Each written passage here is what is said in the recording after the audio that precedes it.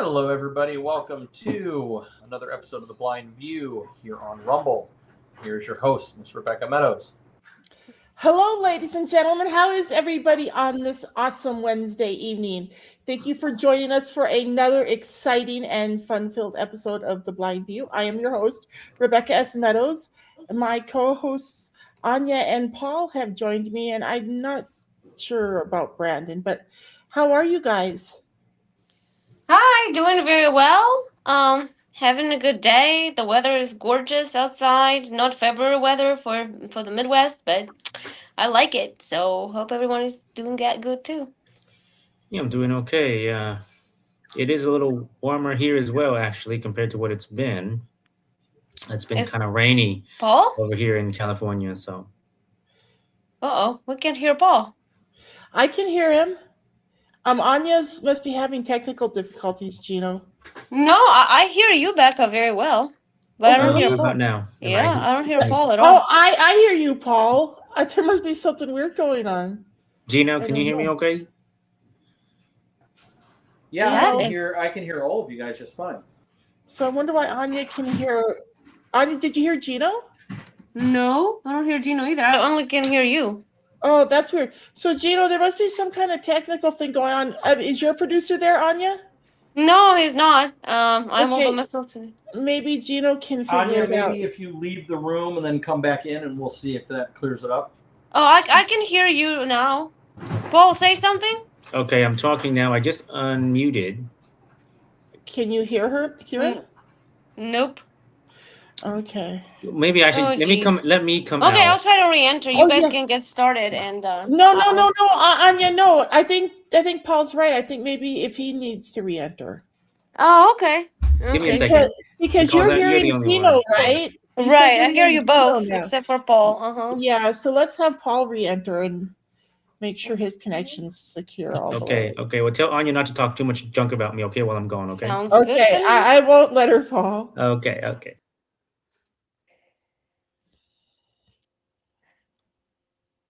Yeah, Brandon is not joining us tonight. I don't know what's going Yeah. on with him, but Yeah. He wasn't here last week either, was he? no, he wasn't. Oh, maybe Yeah. something's going on. I'll give him a call this evening and see how he's doing. Because missing 2 shows in a row, that's kind of concerning, you know. Yeah.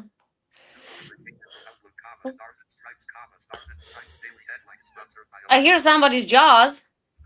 Yeah, that's my jaw, sorry. Oh, it's your jaw. Okay. Well, I thought Paul re-entered.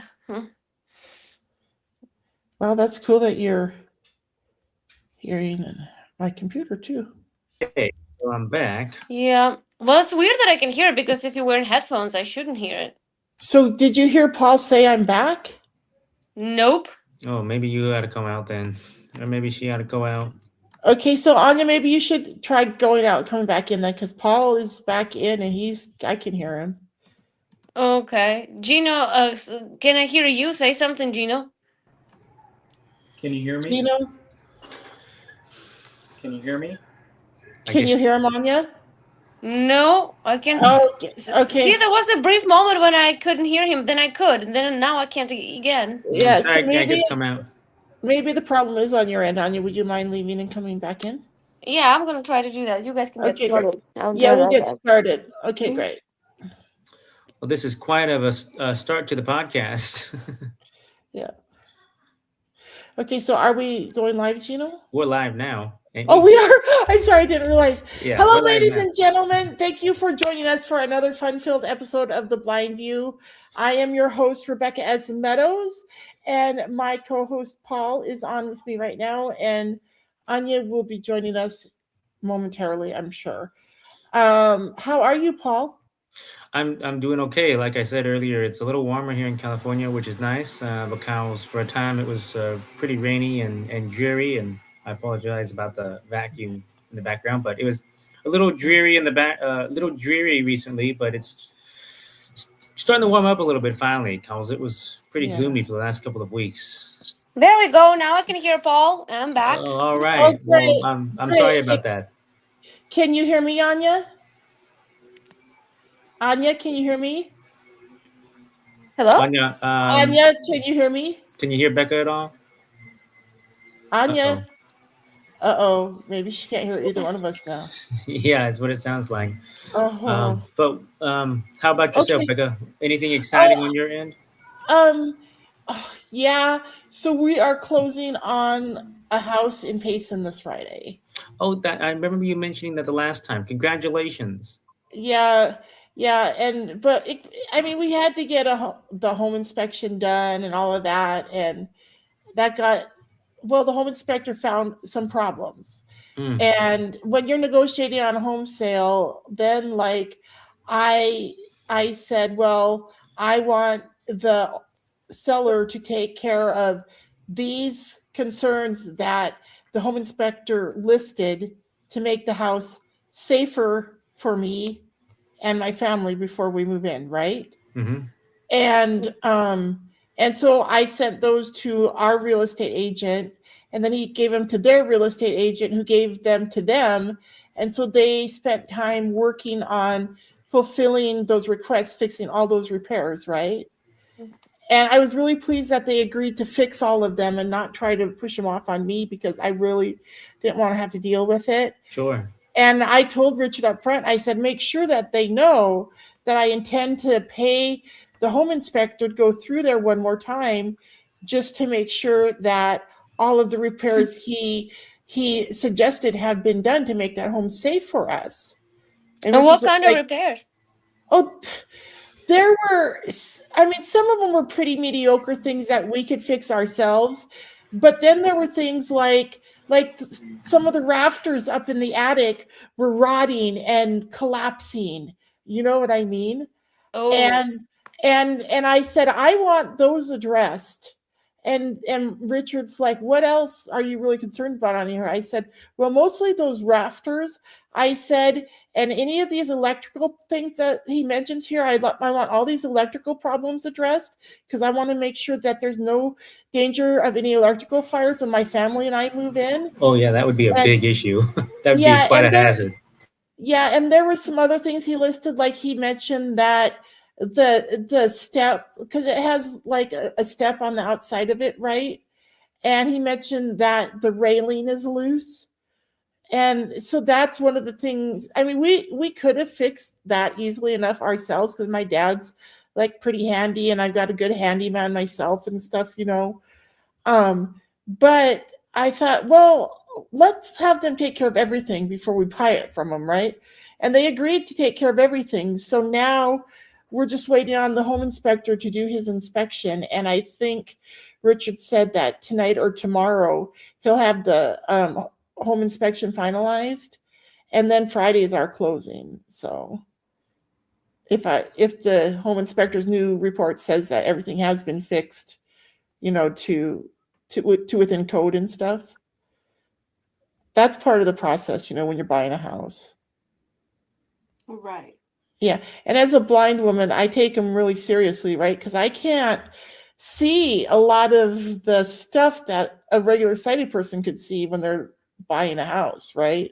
So to me, a home inspection is really important. And they give you really good information in a home inspection. And this guy even included pictures of things that he was referring to in his written report, you know.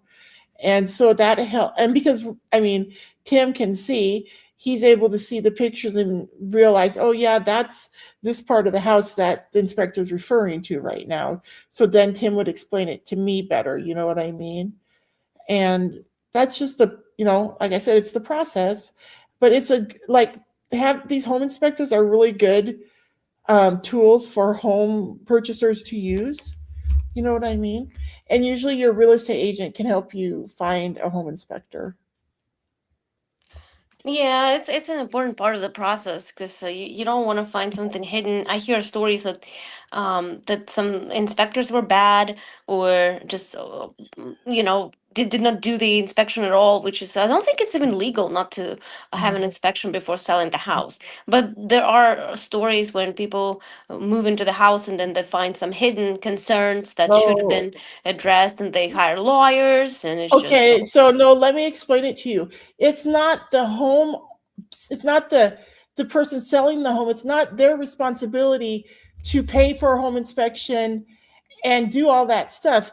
It's buyer beware. It's the buyer's responsibility to seek out a home inspector and pay him or her to do a home inspection. And these home inspectors are trained, licensed, and bonded, right? They're professional men and women. And so they can go into any home or property and they give a very thorough, detailed report of every inch of the property. And I have to tell you, I've bought 3 houses in my time, and these home inspection reports, not only are they very informative, but they're honestly they're informative because they tell you about things that are wrong. But as a blind woman, when I read through it, and I read through it like my computer read it to me, but then I also like I went over them before with my ex-husband when we bought houses together, and then this is the first house I'm buying with my fiance, right? But when you go over these inspection reports, I don't know, it just brings, I mean, it helps me see the house more, right? For one thing, because when I tour the house, there's some things that I don't see, right? But Of course, in yeah. the home inspection, because the inspector gives such detailed reports of the front porch, the front door, like if there's a loose screen or something, he details it. And so it just helps me, it gives me a clearer picture of what the house looks like. So that's one thing I really appreciate about the home inspector's report. But they also, because they're licensed and bonded, they're trained. They know how to go into a house and look for things that are concerning to a purchaser, right? Like as I've been talking for weeks now about our processes while we've been looking for homes, right? And we've done home inspections on previous properties in the last month or so, right? And let me tell you what we found with at least 2 of the homes that we did home inspections on up there in the Payson area. At least 2 of the homes, because they were modular homes, they had water damage underneath them from flooding. Oh, yeah, And it's a big issue. yeah, and after us touring homes and falling in love with 2 modular homes and putting bids on them and then finding out through the home inspection that there was rot under there, I told our real estate agent and Tim both, I said, all right, that's it. We're not looking at any more modular homes, only homes on a foundation. Had you gotten home inspections for those ones as well? Is that how you found out that there was water damage? Yeah, we did home inspections on like at least 2 places that had water damage. And let me tell you, it's good because not only does it inform me and Tim as we're shopping, but the real estate agent who is selling the property, who's listing it, they really appreciate it because I've had like this one real estate agent, our real estate agent said to me, he said, hey, what was the guy's name? I met him in person. He was um Josh. Josh was the real estate agent. He said to me, he said, Josh wants to know if you're willing to let him have that inspector's report because the sellers want to know. Because, like I said, sellers are not required to do an inspection on the home because it costs money. That's the buyer's responsibility. But since I paid for it, yeah, I let them have it because it made sense. You know what I mean? So future buyers, they could let them know, hey, there was already an inspection done and this is what it says. Or as the sellers, they could address some of those issues themselves before they let anybody else look at it. You know what I mean? Yeah, I maybe you're right. It's been a while since we bought the house. But when my husband Yeah. was selling his house from Yeah. from his previous marriage, they Yeah. did some home inspection, but I don't know who paid for it. I think they paid because the inspector found mites, termites, Mm-hmm. in the wood. So and but I think that was before anybody made an offer. So I think it's still your responsibility to have an inspection. I have to check on that because maybe it's different from state to state or but I'm pretty sure they did an inspection before they even put it Yeah. on sale. Well, so let me tell you about an experience. When I go to sell my next home, I'm going to do a home inspection on it before I put it on the market. So I know anything that's wrong with it. Because my house up in Missoula, the one that I sold in 2021, that I hadn't lived in for like 5 years, my ex-husband had been living in it. I put it up for sale. Then the other, like I said, the buyer came at me and said, hey, we want to do a home inspection. So they did a home inspection. And then they come to me and they're like, hey, this furnace is not in working order. It says it hasn't been serviced in like 5 years and it's currently shut off. And they wanted to know what the deal was with it, right? And I lost that sale, but what happened was we got the furnace serviced and then they could see it was working right. Because what happened was my ex-husband he hadn't been using the furnace for years because he wasn't paying for heat because he didn't have a lot of money, right? And because he wasn't paying for it, he wasn't having it serviced. So I just had to call the local company up there in Missoula and have them come and do a service on it and get it turned on and working again, right? And that's what they did. And then we sold the house. But the thing was, the first sale fell through because of that. So I got it fixed before I let anybody else look at the house, right? And it was embarrassing. It was embarrassing as the seller to find out that needed to be done and that I was trying to sell it in that condition. So, and that's the only house I've ever sold. And because right now I'm about to purchase my third home and I want to sell one of these 2 homes I own in the East Valley here, I've already decided that before I put the home on the market, I'm going to do my own home inspection on it and get anything fixed that the home inspector recommends so that I don't have any embarrassing shit come up like that. You know what I mean? Are you going to be selling this current house you're in? I was actually going to ask that. Yeah, that's what I'm leaning towards is, I own 2 houses here in the East Valley and I couldn't imagine myself selling my house, right? So I'm just automatically going to sell the other one that my parents have been spending time in. But then my sister pointed out some stuff to me that made a lot of sense about like that other house has so much more room inside the house and outside the house. Like that's a 4-bedroom, 3-bath house. This is a 4-bedroom, 2-bath house. Mhm.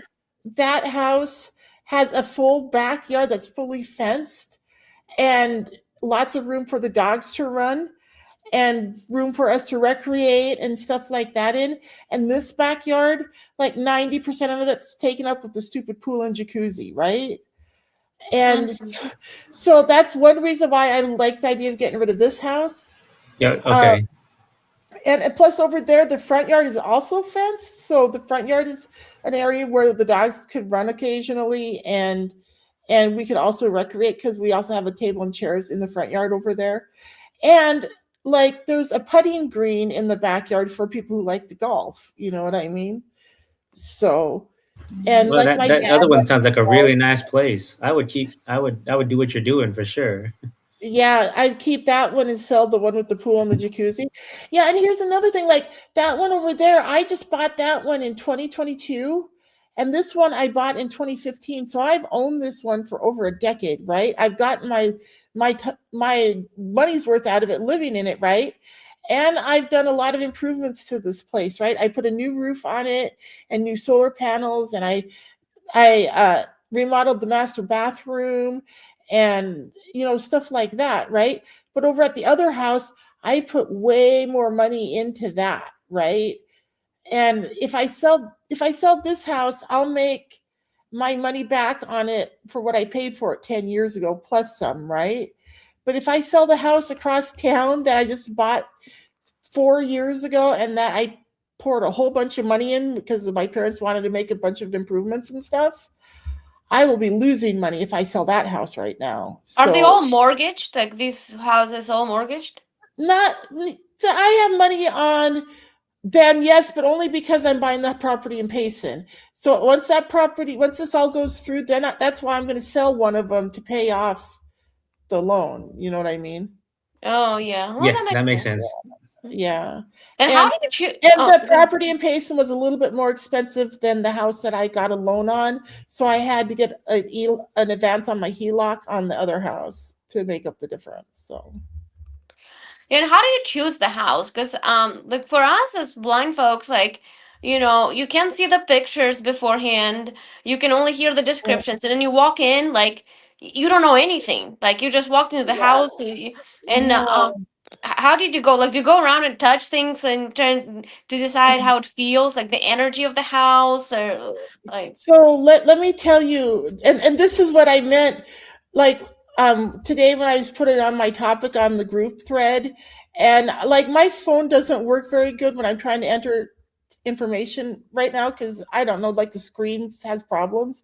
So I just shut my voiceover off and I handed it to my boyfriend Tim and I said, "Here, babe, would you just please tell them that my topic for today is the processes that blind people go through when looking for a home that meets their needs and how they go about orienting themselves to that home and the neighborhood and the yard and stuff," right? Well, the only thing he said in the message was, I know, and when the blind moved.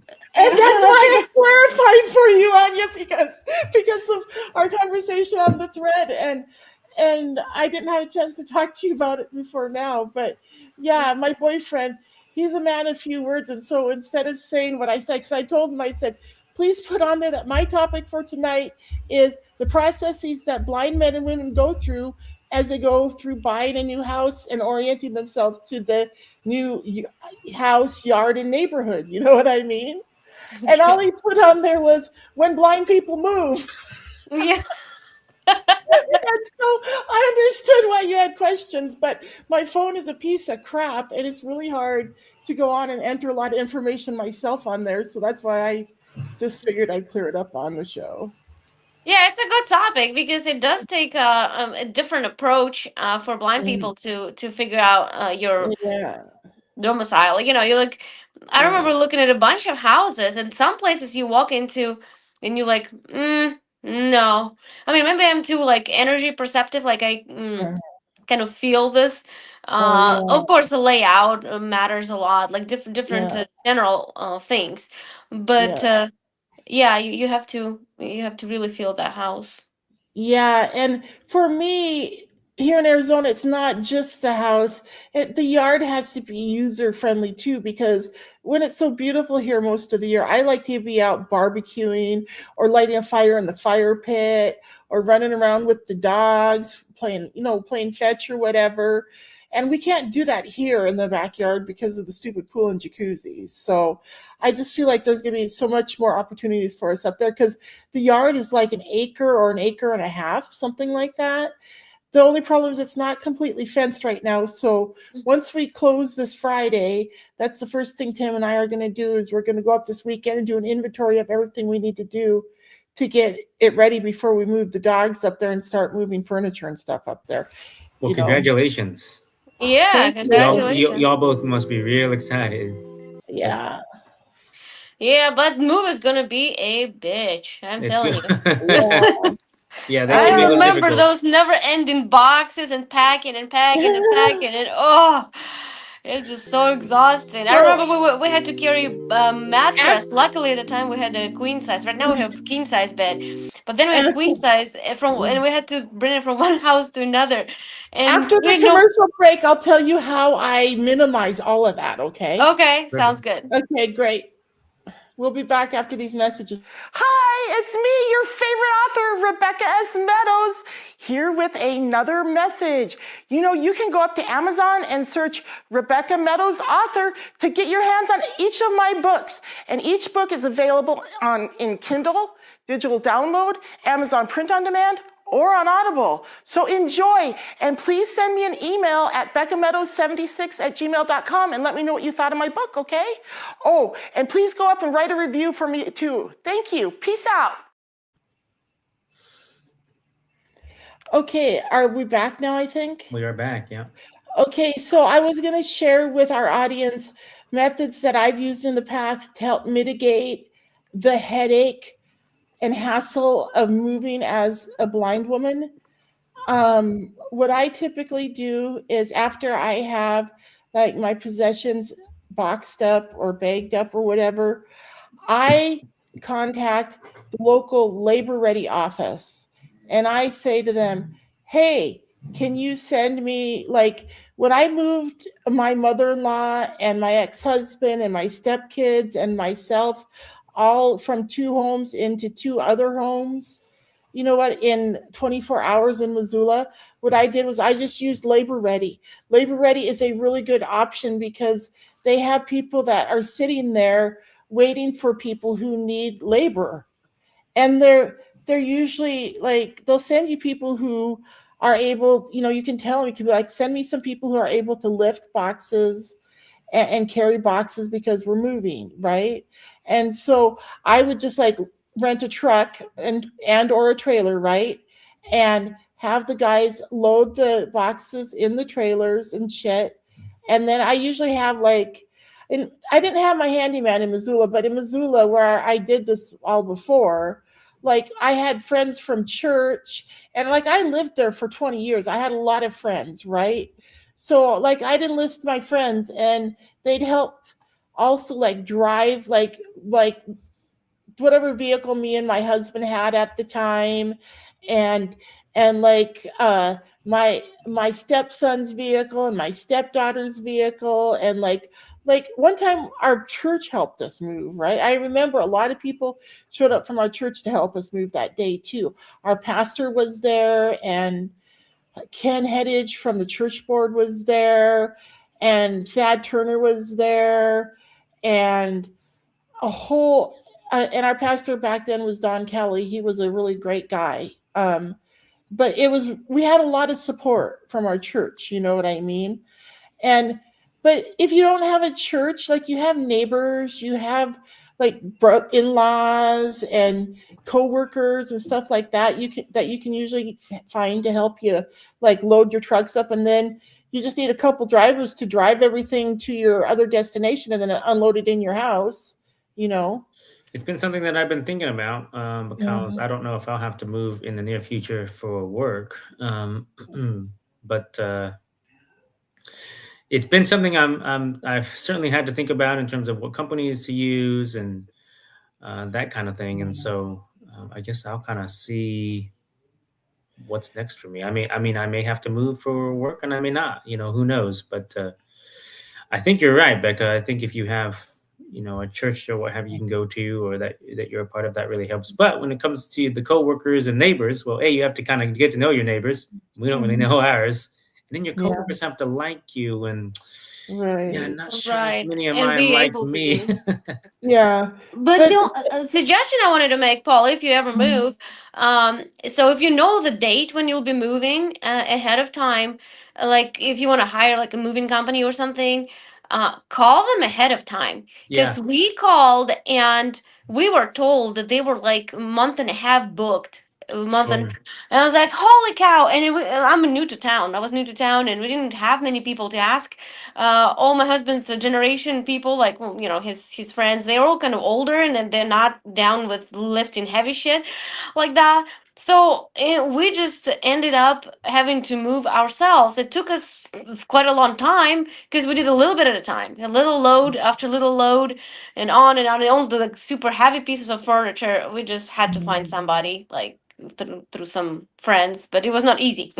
mhm. Well, I'm thinking if I moved from say here to say California to say Kansas, that's a whale of a move. Yeah, so Paul, if I was like I'm doing this with my sighted boyfriend, right? In the past I did it with my sighted ex-husband, right? If I was a single person and a blind person doing this, and if I was moving across country like it sounds like you're talking about doing, first I would go and establish your location where you need your stuff moved to, right? And try to have somebody on that end who can receive a shipment, right? And then I would make arrangements to, I mean, I would box up all your stuff, pack whatever you can, or find trusted people to help you pack up your stuff. And then I would box it up and I would ship it ahead to the I do location. agree with that. That does seem like something that would be Yeah, very interesting, and I'm yeah. glad you didn't suggest that you was going to tell me to get a sighted boyfriend, because I was going to tell you that I don't always swing that way. So No, it just before I ever had a man in my life, and that's how I used to do stuff. I mean, where there's a will, there's a way, and there are actually a lot of services in America and all over the world, probably, that blind people can use to get stuff accomplished. I'm telling you, Paul, like if you read any of my books, you would see that I am a huge problem solver, and I get like some incredible shit accomplished. And so, in fact, I'm going to be starting my next book here soon, and I think I might actually play on that part of it, so I can talk about a lot of that in the book I'm going to be writing. Sure. That sounds good. Anya, would you like to go next for your next topic, or would you like me to go, y'all? Or Well, I can go because mine may not be very long. Okay. Tanya, by the way, you're in the dark. We Oh. lost I'm in the any dark. Do you want to light you enlighten had. me, Gino? Yeah. Let's see. I asked you earlier. Let me see if I can I'm turning on the light. Is that any better? There we go. Thank you.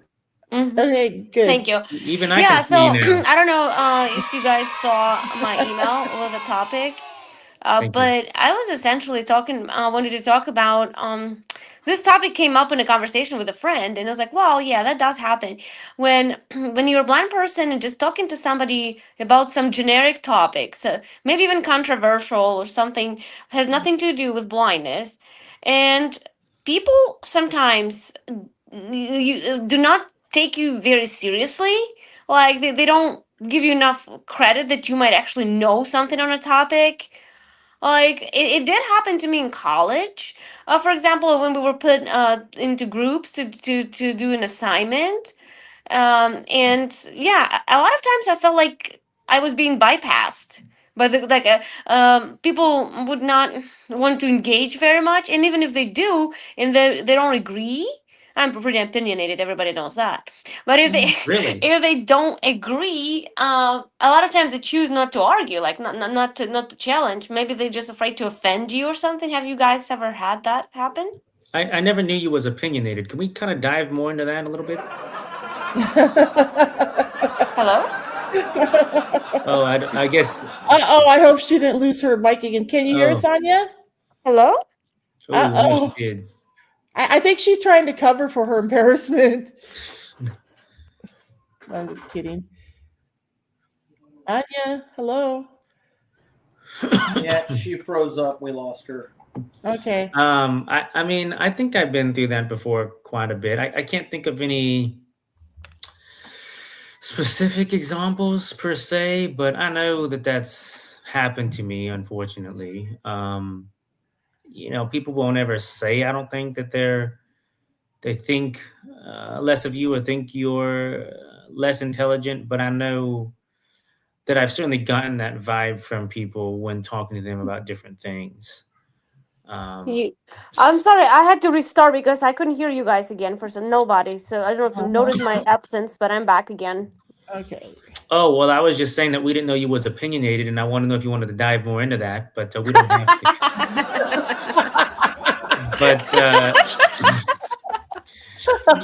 I think I've certainly been through that, and I think that happens though not just with people who are blind, but I do think it happens with people who have disabilities. Whether you're in a wheelchair, whether you have Down syndrome, or whether you are blind or deaf, I think people just naturally think if you have any sort of disability that you ain't as smart as quote unquote someone who doesn't. And so I think that's unfortunate, but I don't think that's something unfortunately I don't think that's something that will ever change.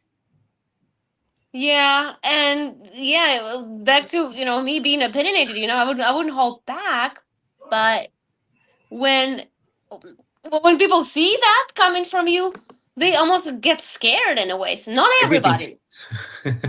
I do think so. Everybody. Yeah, and they just think like, oh, what do you know? I had some clashes with professors in college. and a lot of them would engage with me, but a lot of, I mean, if I could only see their face, they were probably rolling their eyes and shaking their head. Especially when it came to politics, I made it known pretty much right away that I was a Trump supporter, for example, and that opinion was not very popular on college campuses. Um, so yeah, and a lot of times, like, you want to debate something, and it's not. Sometimes you do, but there is that vibe. Okay. Yeah, well, there could just be people like me who, I'm not very confrontational, I'll admit. And so when someone starts, giving a lot of opinions and they start flying out of their mouth, not that I know anyone that does that or anything like that, but should someone start to do that, I get a little afraid. But that has nothing to do with blindness. And maybe afraid isn't the right word, but I tend to want to get out of that situation. And so maybe, just maybe, that's how they was with you. But I do understand what you were saying, and I do think that does happen, to where, oh, I don't want to offend the blind person, and it's like, who cares? Like, I don't care if I'm not going to get offended. And I think, Anya, you're probably the same way. If someone doesn't agree with you, you ain't going to get offended by it. Right, but they don't know it, because we live in such a hypersensitive culture. Right. That people are afraid to say anything, especially when we belong to the minority group. So you need to be extra careful. Hey guys, I have a question for you guys. Have either one of you looked into anything that's been going on in the media lately? Like for example, the Epstein files that were released recently. Have either of you gone online and looked them up to see what they say? I have not. No. I have some. I mean, I hear things here and there. I heard that there were a lot of like major arrests in Britain. So hopefully they will come back here to the States, those arrests. Like Prince Andrew and some other big shots got in trouble. And actually, what was that major network? Not SMBC, maybe CBS network. There was some host, or he was a doctor. He is a doctor, and like, he was pretty reputable for their standards. He was very famous, and he got in trouble because he was exchanging emails with Epstein. And was he? Do you remember the doctor's name? I can't remember off my like that. No, I don't remember that. I can look it up later. But he got in trouble because he's a doctor. He always suggests like what to eat, like how to live properly, blah blah blah. And then I didn't see the quote from that message, but somebody was commenting that he commented that certain female anatomy rather, it's a low carb dish or something like that. So I don't know. That is interesting. Yeah, so he got busted for that. It's pretty crazy. Wow, that's something. Yeah. But yes, I told you my topic was going to be small, but I can take a few minutes and ask if you guys have watched the State of the Union address yesterday. I fell asleep. So I did watch. I'm telling President Trump, Becca. I did watch some of it. I'm assuming you have an opinion about it. Speaking of opinions. Well, I think it was great. I think Trump delivered an excellent speech. The only complaint I had was a little bit too long, but it was his shine moment. Trump could not pass it up. I have to go on and find it and watch it. I feel like, excuse me, that it was definitely a Trump speech, per se, and I feel like there was a lot of talk from what I've seen, there was a lot of talk about immigration and deportation, and there was some talk of making it mandatory that people have IDs when they do vote, which I know that on all parts of the aisle, people are happy with. I'm not going to say everyone is happy, but on all parts of the aisle, from what I heard, most people on both sides are agreeable to that, which I thought was good. But admittedly, I did tune out because towards, I don't know how long it went, but kind of towards the end, I just felt like there was a lot more fluffing up than actual, content. Well, there were some awards too, like gold medals, and the hockey team was there that won the gold medal, and he was given the Medal of Honor to some 100-year-old vet. I mean, it was interesting. I'll be honest. Towards the very end, at that point I already had a maybe one too many cocktails. So I was like, "Oh, okay." I see. I didn't even watch the afterward, after that, but I just went to sleep. Yeah, I felt terrible. I put it on my iPhone beside me on the nightstand, and I told Tim, I said, "Well, let's just lay here and listen to this while we doze." Well, I fell hard asleep and woke up this morning thinking, "What happened to the presidential address?" Right? So, Well, I think that I'll share my thoughts after we come back. yeah. Yeah, ready. Hey, everybody, are you enjoying the show? Are you enjoying the books? Are you enjoying everything we're doing here at Blue Butterfly Enterprises? If so, go up to bluebutterflyenterprises.com and check out our store and buy some of our memorabilia. Wouldn't it be cool to have a Becca's World hat or t-shirt or coffee mug or a bumper sticker for your car? I'm going to get one for my car when I get a car that I can drive. Yeah, so That's weird. I don't get to hear the commercial today. You didn't get to hear it? Well, The first time and the second time. Oh. You've never really been able to hear them, have you? Yes, I have, but this time I'm joining from the phone, not from the computer, because my producer is out of town. Oh, I see. Paul, were you able to hear the commercial? I was, yeah. I like that one. Yeah, I do too. So yeah, I thought there was some fluff, and I don't really like, and Trump did this, and all politicians do this. I don't really like when politicians use someone in the crowd or use a family in the crowd to demonstrate their position on certain things. And, I felt like Trump did that a little bit last night, but, all politicians do that.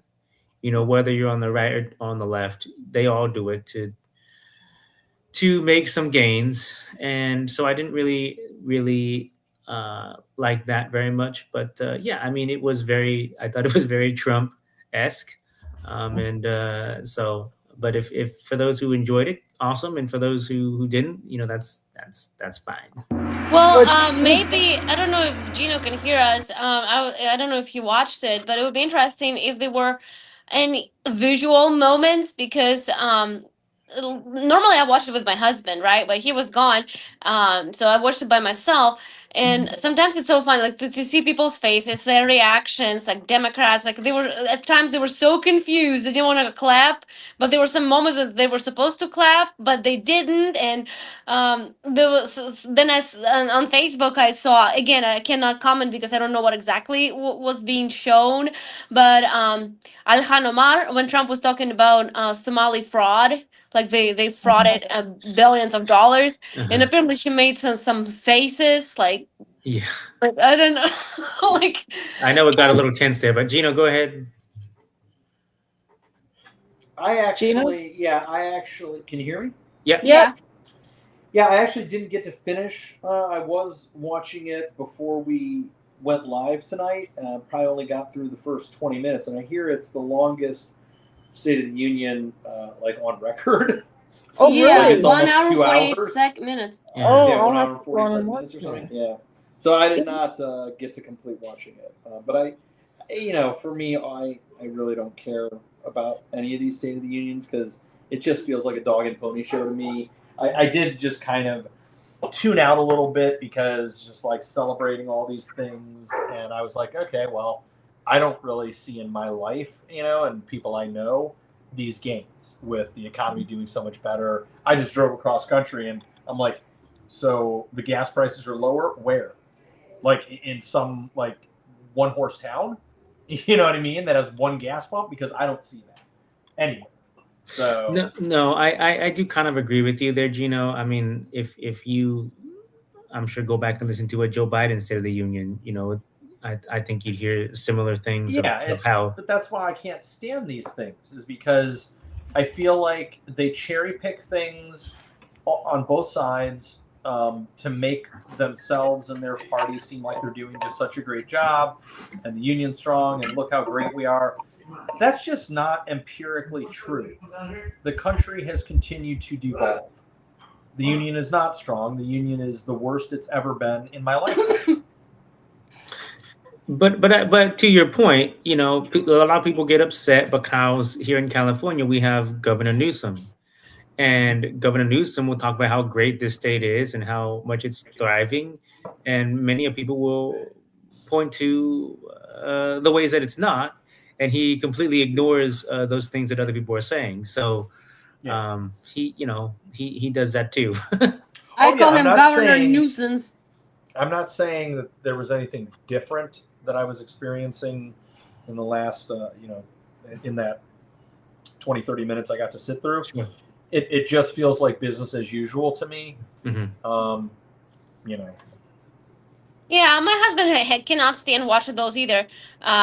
He's definitely a MAGA person, but he like, it's just political theater. Like, I don't want to watch it. Yeah. But I do. It kind of lifts me up, even though things may not be as great as Trump says in certain areas.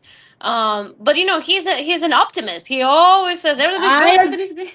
I agree with everything Anya just said, and so when I get done with the show, I'm going to go seek it out on YouTube and watch it tonight with Kim. Try not to fall asleep this time. Yeah. So that's next week we'll get Becca's.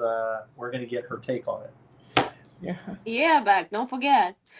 Well, I guess I used up all my time. We should move on to Paul because I kind of covered two topics. Okay. Yeah, I just wanted to kind of talk about, a lot of times when we discuss blindness, there's a bit of a negative sense to it. And I understand that because as blind individuals, our lives are a little bit more difficult than those who can see. So I kind of wanted to talk about today if there was ever any time in your life that you felt like blindness, whether it's a big or a small situation, you had an advantage because of that. Definitely. As soon as I saw the topic on email, I could think immediately of several situations. I mean, I don't know about you guys, but first thing comes to mind is airports. I get dragged through the line very fast. Like, I haven't traveled by myself in a while when I get an aide at the airport. But even when I travel with my husband, when they see me with a cane, I usually get a lot of priorities. What would that be, for example? Oh, well, okay, if there's big check-in line, like big ass line you have to wait, and they can just come up to you and say, okay, let's go this way. Yep, it's happened to me many times. That's awesome. Okay. And I take that easy because we're already missing out. We miss significant amount of information and everything about the world by not being able to see. So if somewhere I can benefit, I totally take it. I'm with Anya. Yes. So what does that mean exactly when it comes? So there's a big line at security. Is that the line you're talking about? Yeah. Mm-hmm.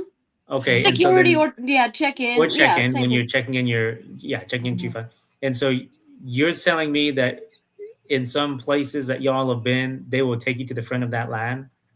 Not necessarily that line. They have some other passage. Like maybe it's I don't really know. Like because they just say okay. They wave at us and say okay, come here.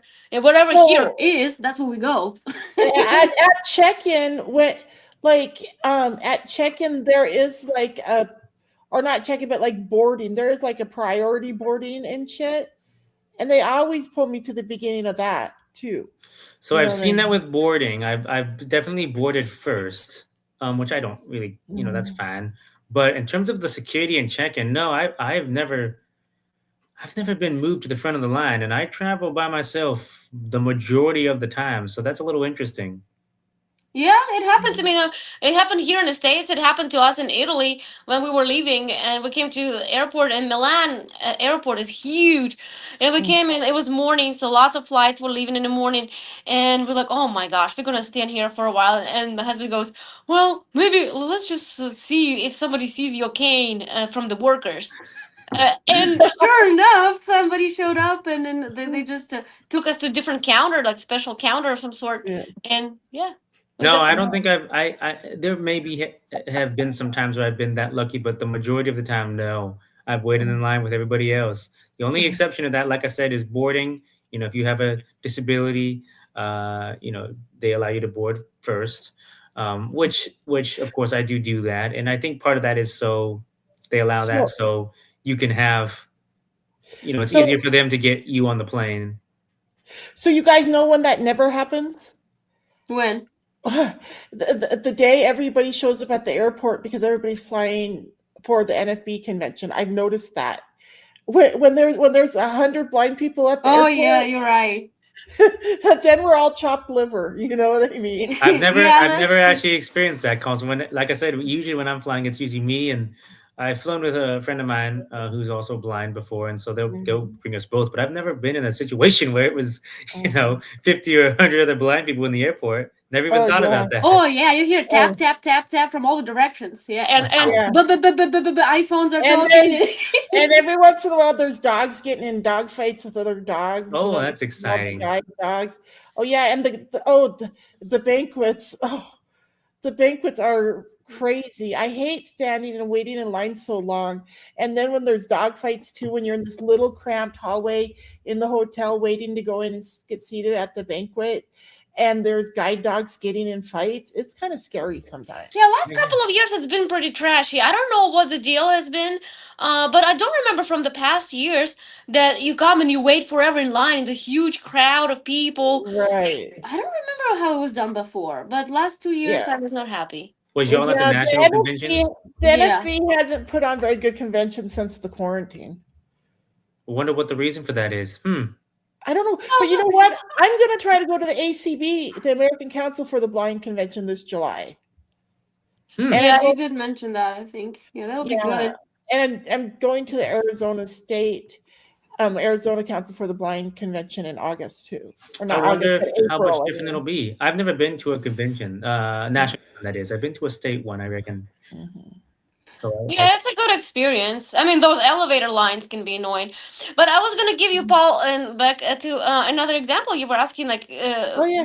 advantage of a blind person when we were boarding the cruise. And because there are so many people and they have to safely put everybody through, and they give you check-in time, so you don't wait. Like the whole boarding takes, I don't know, 2 hours or something. Yeah, it's Maybe. ridiculous. Yeah. So and then they give you time. So the boarding starts from 12 to 3. Okay. So and then you check in online and they give you the time. So if you want to do 12, oops, sorry, no, the 12 slot is already full. So you check the next, like 12:30, 12:45, whatever. My slot was around, I don't know, 1 o'clock. That's how late we checked in. And then we arrived to the port. We arrived with plenty of extra time because we didn't sure. know like how it's gonna go. And guess what? Like the workers, as soon as they saw my cane, they pushed us pretty like through the disability line of some sort. And Mhm. I was on the ship, one of the first ones. We were one of the first ones. Yeah, that's happened to me on cruises too. Isn't it great? I know what you're talking about, Will, how they give you preferential treatment because you're a blind woman. Mm-hmm. I Yes, I'm a blind woman too, and I've traveled a lot too, and I get really good treatment in the airports, in hotels, on cruise ships. I've even taken I one year I had to take an Amtrak, and it was just so we could get home from Minnesota just before Christmas, right? And Mm-hmm. that even felt really comfortable. I mean, because I was blind, they gave us like extra special treatment, it felt like on the train.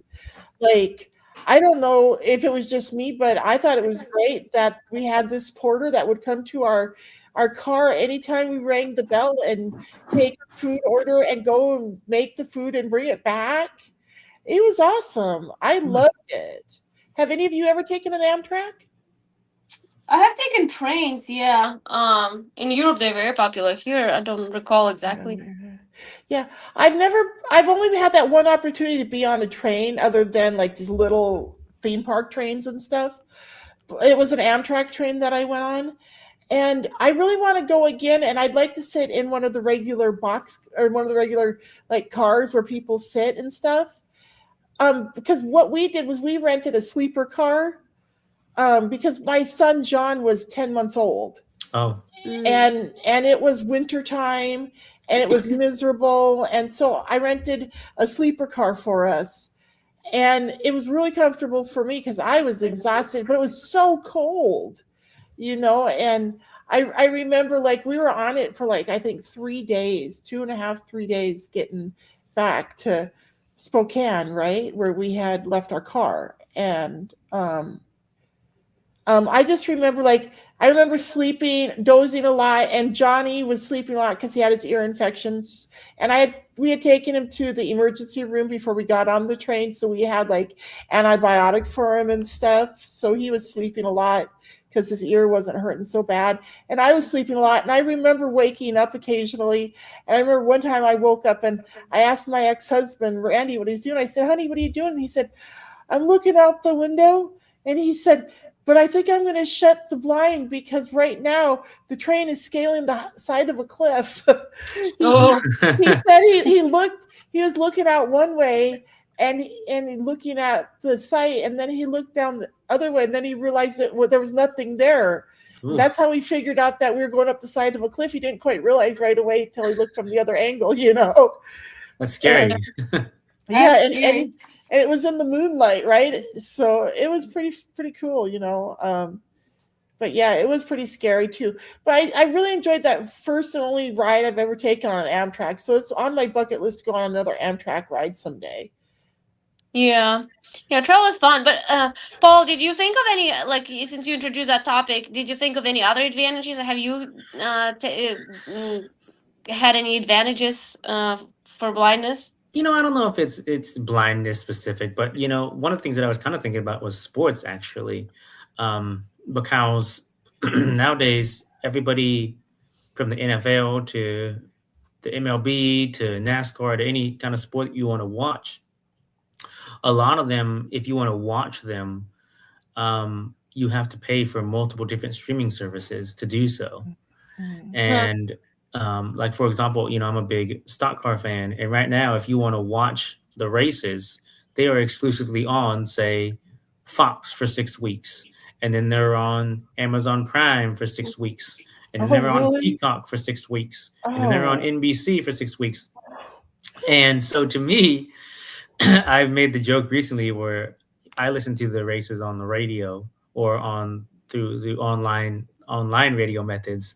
And so for me, it's kind of nice because I don't have to pay for any of that. I don't have to pay for all the streaming platforms because I'm not watching. So it's kind of nice where everything I'm doing is still, at least for the moment, still free. And so Yeah, that's that's kind of true. nice. But I would argue that that you're still not getting full experience like a sighted person for obvious reason. Like you're just listening to them, not watching But I those don't need to. I races. can't say it anyway. Right, that's what I'm saying. But you're still missing out. So I mean, to say I don't know. well, you can't miss out on something you've never had, though. Can I mean, you? that's excuse me. That's kind of how I'm looking at it. Is a lot of times when when there's a radio broadcast of whether it's a race or whether it's a baseball game or whether it's football, they have to describe it and put emphasis on the description. Versus when it's TV, they go, look at that pass or look where he caught it here. Versus on the radio, they actually have to explain that, and so it works out better for me anyway. Listening to it on the radio or via a web stream versus watching it on TV anyway. Right. No, I see exactly what you're saying. I mean, people have to pay for this, but I just feel like I would so much rather pay for it and being able to see because I still feel like we're losing. Well, I feel like I don't know if you watch a lot of sports or not, but like I No, said, absolutely not. you're Like not going to zero. get the descriptions from the TV that you would get from From the a radio radio. broadcast. Right. It just won't Yeah. happen. So I mean, yeah, excuse me. If you have, say, you and your husband watching, absolutely, you'd want to have the TV if you was watching sports. But if it's just you and you was say into hockey or baseball or something like that or racing, yeah, I think the radio would do you just fine. From what I've heard, and I've never gone to school for broadcasting, as I'm sure some of you have probably realized, there is a lot different form of broadcasting when you're doing it, say, on the radio side of things than when you're doing it on the TV side of things. So, but I like I said, I made the joke of, hey, this is one advantage of finally one time there's an advantage of being blind. I don't have to pay for all these streaming services. So Yeah, that's true. And sometimes again, back to that preferential treatment, or not even. I'll tell you a very quick story. There was, guys, Bath and Body Works store. They have sales sometimes. Yeah. So I went there one time. Well, actually, last year I think they had a big sale, and I bought some items. And I didn't like something, so I brought it back, which is a normal practice. Everybody can return. But at that time, the sale had already been over. So when I was returning those items, and I wanted to not just return, but to exchange. And they said, well, the thing is that sale is over, so we will give you money back, but for what you want to exchange, like you have to pay full price, no more sale. And I said, well, but I just bought them yesterday. Um, and I was there with the cane, and my husband said they just looked at each other, looked at me, and was like, okay, we'll make that exchange at the same price. had you bought it the day before? Yeah, well, there was the last day of sale when I bought it. Oh, okay. Oh, yeah. I mean, you could argue they could make that exception for anybody else, but somehow I felt like it had to do with, this poor blind lady. She just wants to. I think people give me a lot of extra consideration in questions like that. You know what I mean? Yeah. Well, if I feel like maybe a website or something isn't accessible and I legitimately am having problems, I will, maybe ask for that refund or maybe that exchange. But generally speaking, I can't say that I've received that nice of treatment about it usually. I think usually it's kind of like, oh, sale's over. Sorry, buddy. That's because you're the guy. We are ladies too. We get a little bit more, right, Beck? Oh, yeah. Yeah. No, but actually in that store, they were workers were females too. But yeah, I mean, there was nothing said, nothing indicated that. I just had that vibe that they did that. And when they looked at each other, looked at me, it's like, they didn't want to say no to a blind person. Probably would have made them feel bad. Yeah, no, I can't say I've ever received treatment like that. I gotta be honest. Well, maybe one day. I guess I ought to maybe become a transgender. Then maybe I would. I don't know. Oh, please do not. Thank you for putting in the laugh sound effect. Thank you. Yeah. Well, so do you guys want to talk about cruising? I think we have some time to go, don't we? I think you're actually out of time. I think we are out of time, but next week certainly we can talk about cruising. I've never gone on one, but I have cruised down the road on a scooter before, so maybe that counts. I don't know. Oh, yes, I'll be happy to talk about cruising next time because I do have a complaint, and I'm pretty pissed right now. And I'll tell you guys all about it later. And maybe this week there'll be some progress in my case, but you'll hear all about it. So build up suspense. Ladies and gentlemen, make sure you're tuned in next week where we talk about cruising. And apparently Anya has a beef she wants to talk about. Exactly. Yep. Thank you for joining us, ladies and gentlemen. Bye-bye. Have a great week. Bye. See you next week. Bye-bye.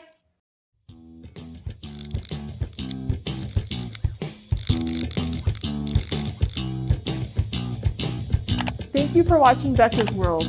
Please like, share, and subscribe to my channel.